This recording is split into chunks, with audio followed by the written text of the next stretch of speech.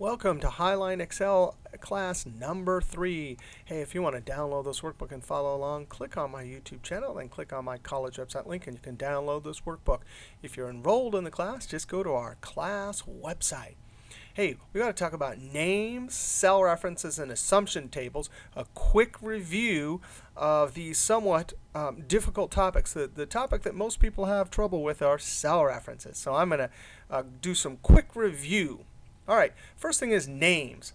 We have a data set here, car type and price. And we need to calculate the median, which means the price in the middle, sum all of the sales less than 20,000, count how many Toyotas, sum all the sales for Toyota, and then finally count all of the sales for Ford and Chevy.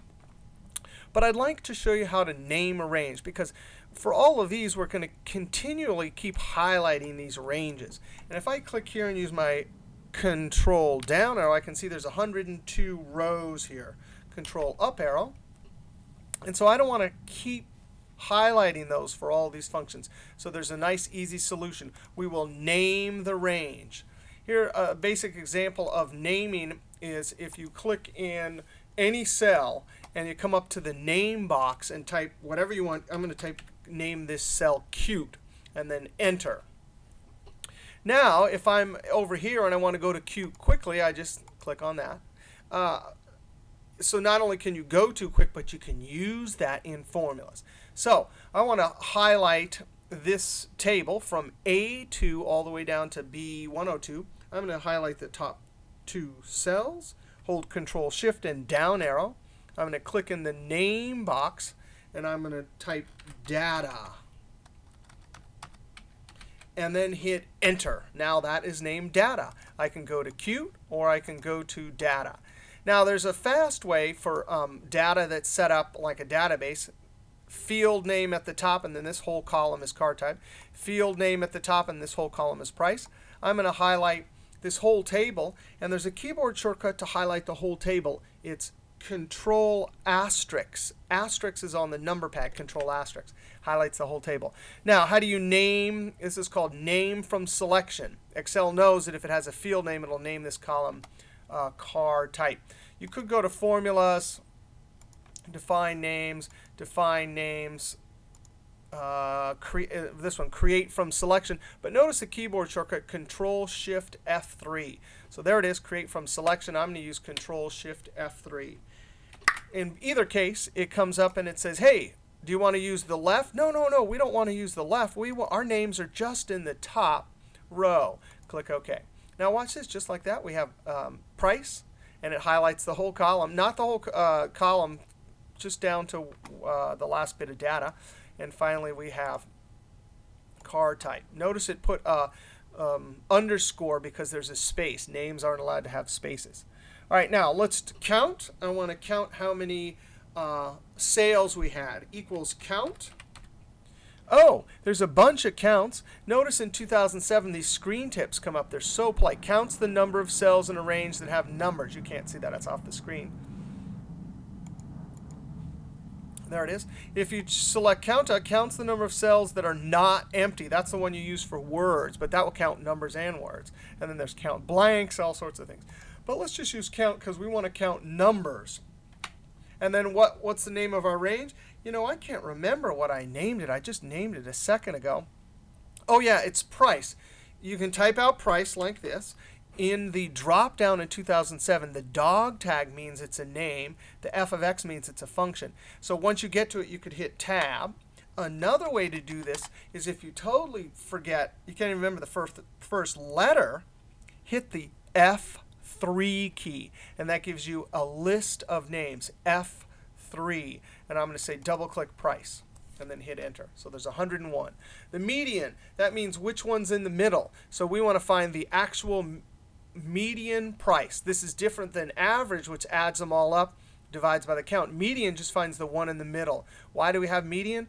Example, real estate. You don't want a huge $5 million house dragging up the average. So median is a way to get around that. Median you use when you have really small or really big values. Notice What if I don't know what function to use? I click up here, and then I type median. And of course, there's a median function. So I'm going to get the median of, and I remember it this time, price. Notice as soon as you type a name, oh, that's so polite. It gives us a little preview over here. That's pretty useful for a bad typer like me, right? See, I think it's price, and I don't see anything there, so I know it's not it. And I backspace it, get rid of that extra C. Oh, and there it is. We got our 2 previews there also. Click OK. Now, sum if. Sum if. This means, and this is probably one of the most common tasks of people that use Excel, especially in business offices doing data analysis and stuff like that. Hey, the boss just wants to see the sales greater than 20,000. Or later, we'll want to just add up the sum if. We know how to alt equals a whole column, but how do you add just the ones that are Toyota? Let's try sum if. And I put my criteria over here in a cell because then it's easy to change. Now, what would you search for? Well, you'd search for sum conditionally, right?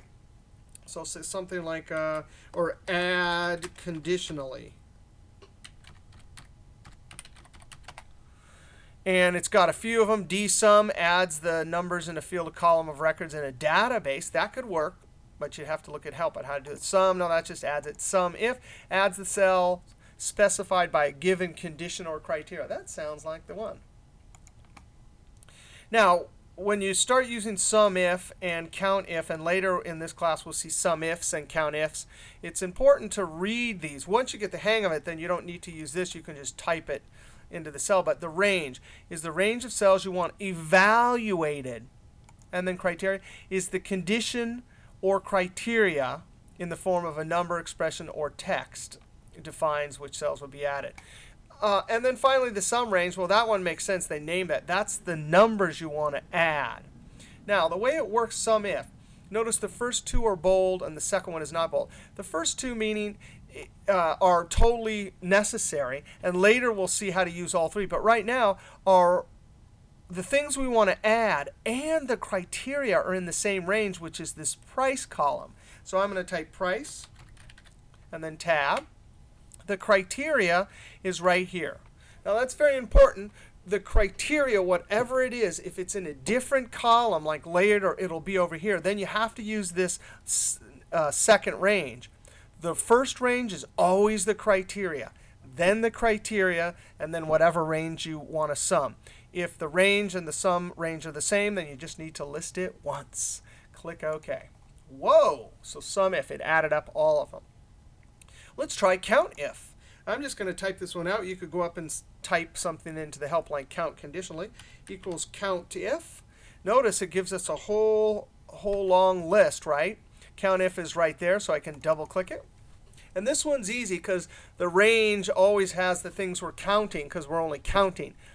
So it's different than sum if. It only has 2 ranges. Whoops, I clicked the help, which is pretty helpful. So the range, since we're counting Toyotas, it's going to be here. Oh, but I can just hit my F3 key and double click my car type. Notice in blue it highlights the whole thing. That's what a name does. Comma, and the screen tip is saying, hey, but what's the criteria? Now notice something here. I can't. The criteria is in F4, and I can't get to it. Let's try our arrow keys, because remember, you can't enter formulas with arrow keys. I'm going to hit my arrow key once to the right. Notice the dancing ants. You can kind of see them behind there. There we have it. Hit enter. 29 Toyotas. Now, let's see how to use sum if with all 3 arguments. Equals sum if. Now, range and criteria always go together. That's the criteria stuff, and then there's a sum range. Well, for us, we know if criteria is Toyota, we can't ask it to look at this column. We have to look at this column. So the first argument is the range that goes with the criteria. So I'm going to do car type. F3, double click. Comma, and the criteria, same thing. Again, I can't get to the F5, so I'm going to use my arrow key. See why they designed it that way, right? Most people just get in trouble with it, but the arrow key is really helpful in that way. Comma, so now we've looked through the car type. We've actually put in our criteria. Now, comma. The sum range is this whole column. Now, technically for this function sum if, You don't got to remember this. You can just click in the first one and it will work because the number of items to be summed is determined by the first argument. If I close parentheses and Control Enter, it gets it right. It sums up all the Toyota. But let me hit F2. I'm going to put the whole range in there, even though, because it makes it easier to remember how to do this. F3 and price. Control Enter.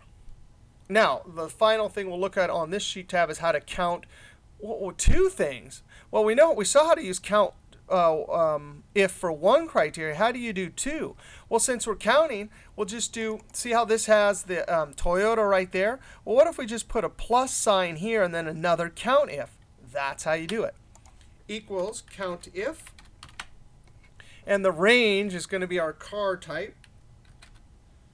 Notice I typed it out, and I'm going to hit. I see that it's bold, so now I'm going to hit Tab, comma, and the criteria range is the one to my left. Close parentheses, plus, and then count if. Again, I'm going to try that car trick, right? Tab, comma, and now I have to go 2 cells to my left. Now, that's a little bit confusing. If you'd look beforehand, you could actually type it in. Or you could actually, if you really can't see it and you're not sure, and this is the way I do it a lot because I'm a bad typer, I click there and then down arrow, and then I can see the cursors there.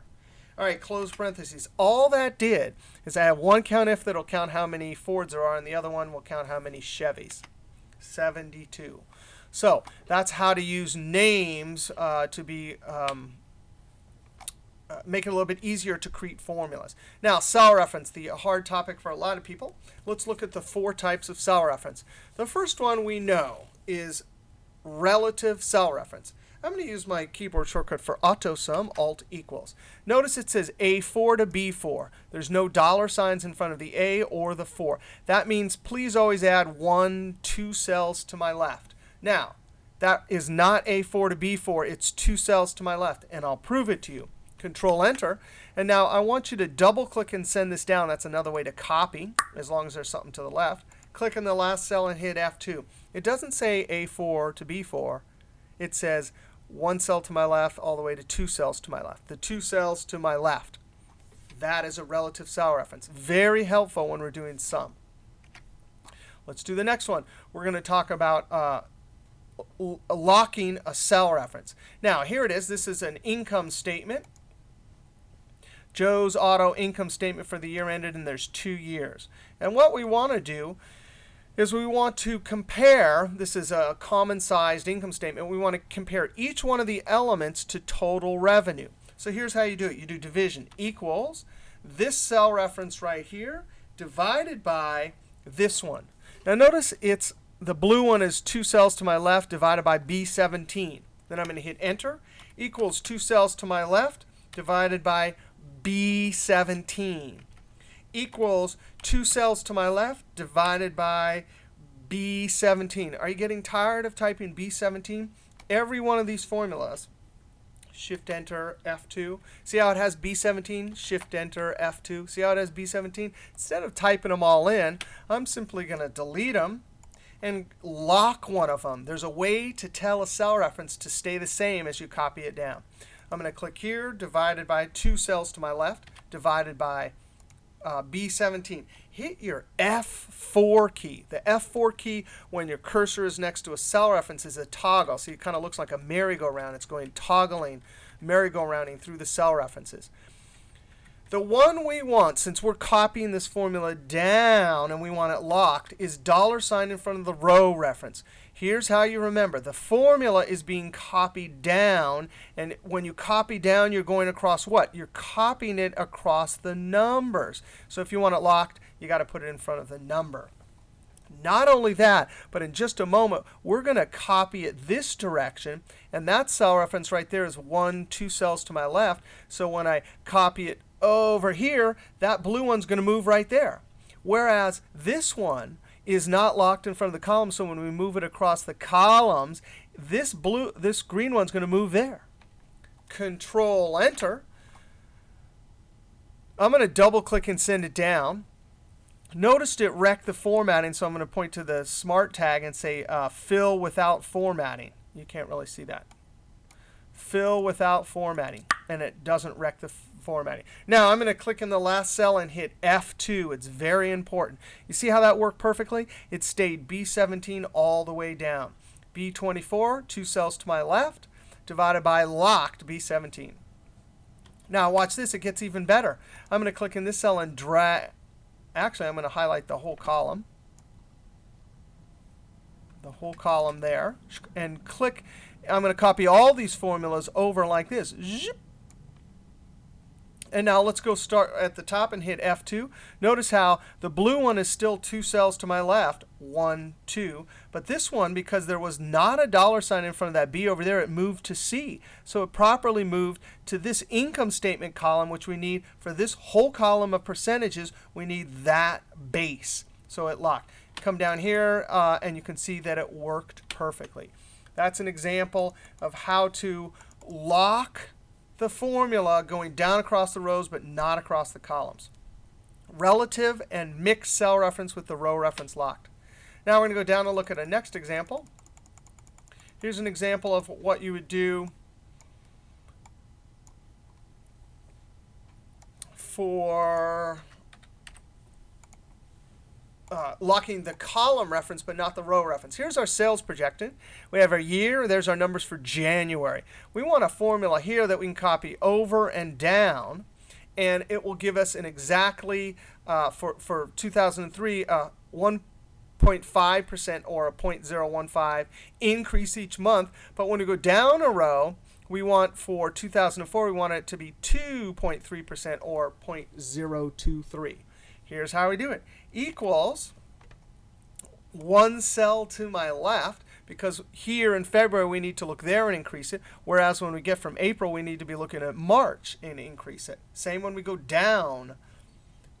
Times, and I'm going to click on this cell reference right here.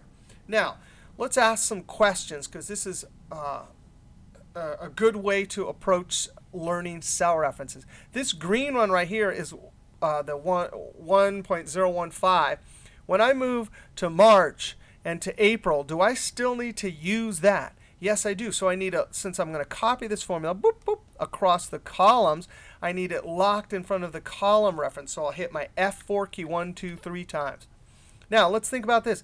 This $C36, it's going to work that way, locked. But what if I copy it down? Do I still want it locked on this one? No, I don't. When I copy down to the next row, I want it to move down to the next year's rate of change, the 1 plus the rate of change. So that formula will work fine. We've asked 2 questions about this cell reference. What do we want it to do in each direction? We've answered it. Control-Enter. And then drag over and double click and send it down. Now I'm going to click in this one right here and hit F2 to check. And sure enough, it got it right. Cell references. That's relative cell reference, and this is a mixed cell reference with the column lock but not the row. Now let's look at our final example here. We have a huge out to December. I'm going to highlight all of these cells right here.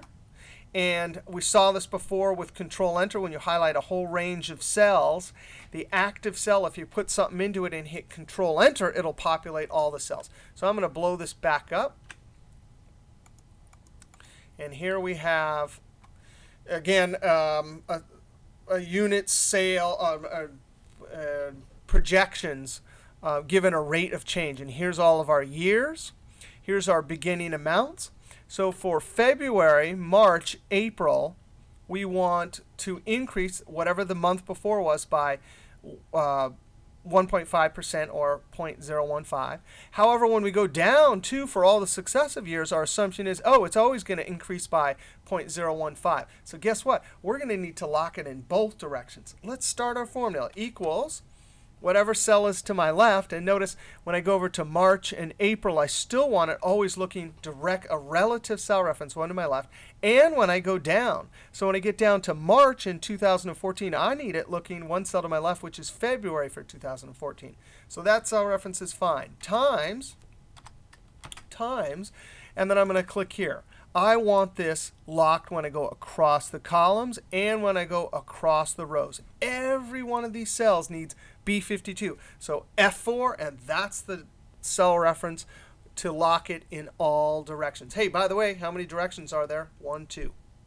Left and right, up and down, across the rows, across the columns. Control Enter will populate all those cells.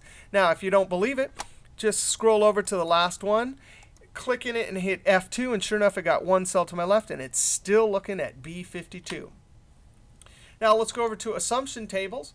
Assumption tables are very important, and they are linked to cell references. So we want to calculate projected net income.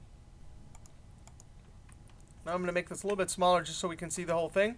Assumption tables. Assumption tables are where you put the data that will vary. So when you create formulas, you base your formulas on some formula input area. That way, guess what? This is a projected net income. This is a budget. So all of these numbers could change. If you're in the middle of a meeting and your boss says, hey, what about if we change expense 2 to 20? You can just click here, change it to 20, and everything will update.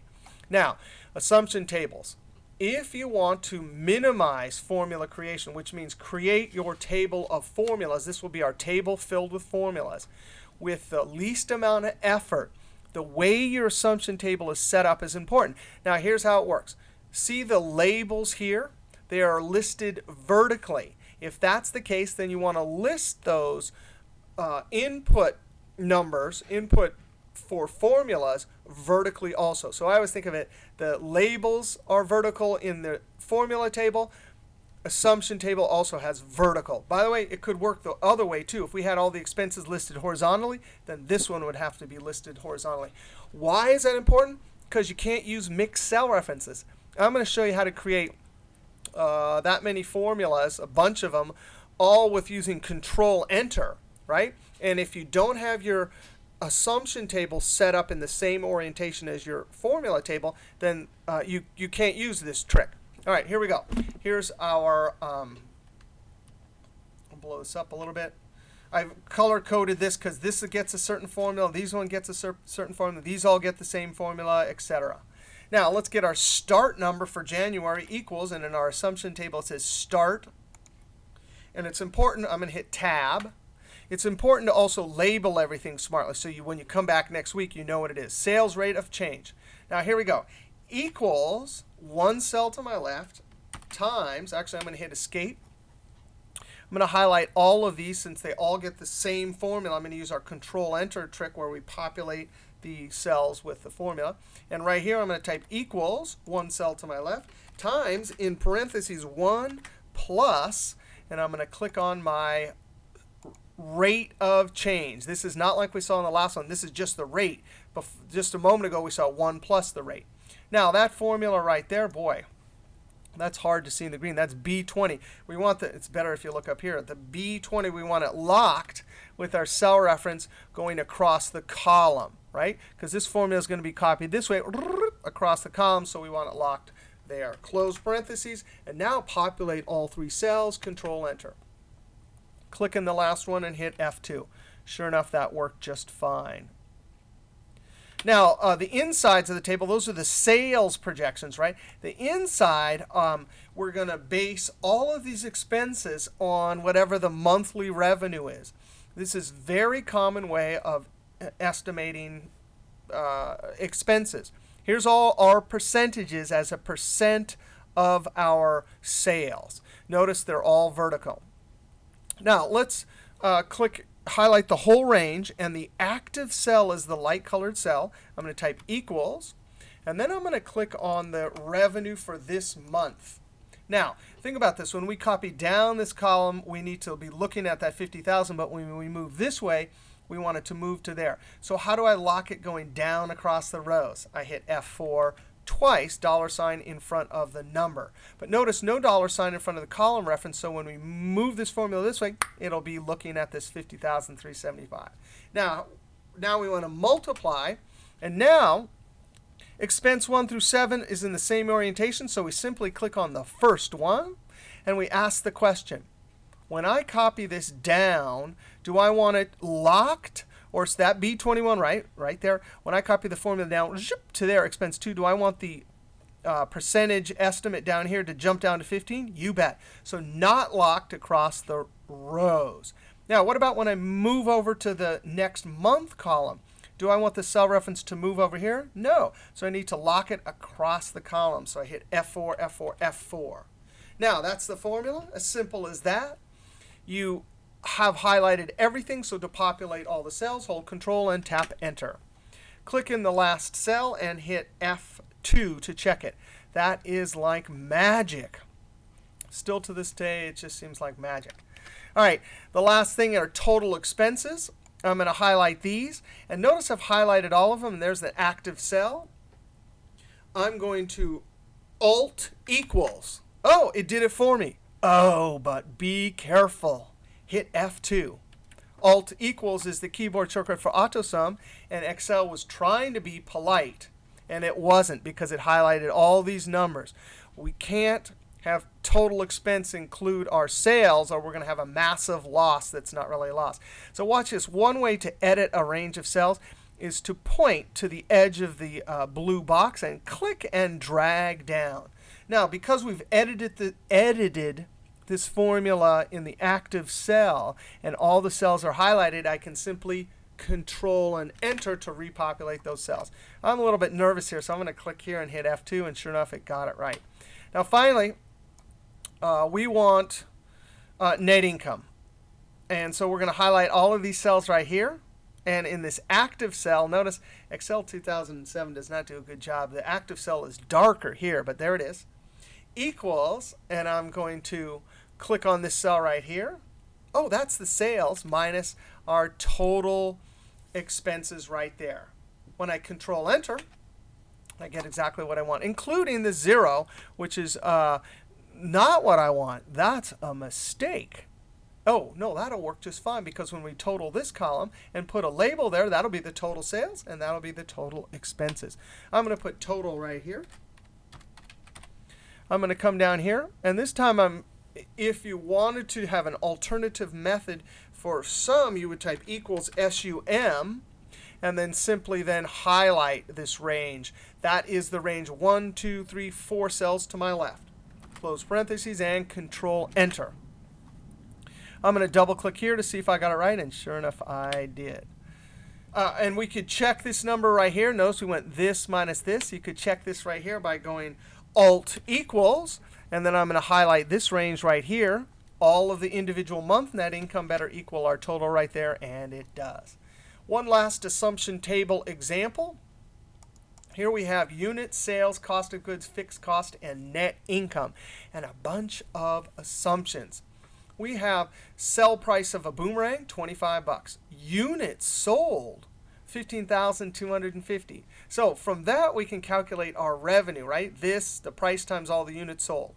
Manufacturing cost of boomerang as a percent of sales price. We're going to have to create a formula that will calculate from our sell price what our cost is. Oh, well, all this means this is a percent of sell price. So if we multiply 0.555 times our price, that'll give us the cost, the variable cost. Then we have our fixed cost. That's for a business, the costs that don't change, like your mortgage payment and depreciation and other expenses for fixed equipment that's going to last for the whole year. So our fixed cost, that is very much different than our variable cost, which we'll calculate. Even if we sell none, we still have to pay all the fixed costs. And then we'll talk about these numbers in just a moment. Oh, that moment is now. Here's our table. We're going to calculate a bunch of varying sales, cost of goods sold, that's our variable cost, fixed cost, and net income at varying unit levels. See, for us, we've estimated that we're going to sell 15,250. But really, if you're planning for the future, you need to not just pick one number, but a range of numbers. So watch this. Here's all of our variable data in our assumption table. For units, we're going to start at 2,500 and add increments of 2,500. So I'm going to type equals start number. Notice how carefully I've labeled these assumptions. Click there. And then I'm going to hit Enter. And this formula, since I want to add 2,500, I'm going to say equals one cell above plus probably easier to see up here, one cell above plus my increment. That means amount I add each time. And that D46 right there, I'm going to lock it going down. So I'm going to hit the F4 key twice. That's in front of the row reference. Control Enter. Why Control Enter? Because I'm immediately going to do something to the cell, which is copy it.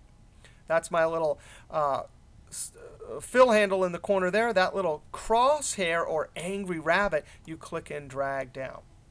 Now, how do we calculate sales from our varying units? Hey, that's easy. Equals one cell to my left. I'm actually going to remove this. I tried to be polite and have different colors for different columns, which had different formulas, but it's hard to see in the video. Equals for sales. Well, now I have to change this back to black. See how nice it is to have those there on your quat, as we saw in the first video?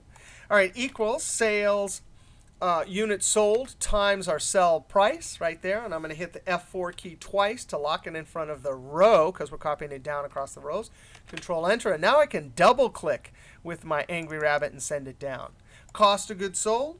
Hey, that's going to be, since we know the total sales, we simply say one cell to my left times this particular cost of boomerangs as a percent of sales price. Now we need to lock this going down, so I hit F4, F4. $sign in front of the number. Control Enter, double click and send it down. Fixed cost. Oh, that's the same number all the way down, so I click on this. F4 twice because I'm going down across the rows. You know, people always ask, why am I so insistent about using just the minimum number of $signs? The reason why is because when you're learning how, if you get lazy and do this all the time, when you then get to a situation where you have to use mixed cell references, you're not used to doing it. So that's why I always do that. Control Enter. Double click and send it down. Same number all the way through. Now, net income, that is equals, our sales. And since we have two expenses, we have to use minus and then sum these two right here. Those are all relative cell references. Control Enter. And double click and send it down. Oh, notice it's very important that we did this analysis like this with all these units because we're still barely in, we're somewhere in between these two right here. So we're somewhere between loss and a little bit of gain. But the nice thing about this assumption table is what? Especially this column right here. Let's change the beginning number to 5,000. Enter. See how the whole thing changes? Then I'm going to change this to 5,000. The whole thing changes. So now we have a much higher range from 5,000 up to 45,000. Now let's say we needed to change our price, so we're going to raise it to 35. And sure enough, everything changes. Assumption tables. Absolutely important. Numbers that vary go into assumption table. Why? Because then it's easy to change. Set up your orientation the same. Notice, though, this one up here, the orientation really did matter. But this one, it kind of didn't matter that much because they were all different. Each column had a different calculation. Numbers that vary in assumption table. Orientation, if that's possible, set it up the same. All right, we will see you. We have a couple more videos in the basics before we go on to the rest of this class. See you next video.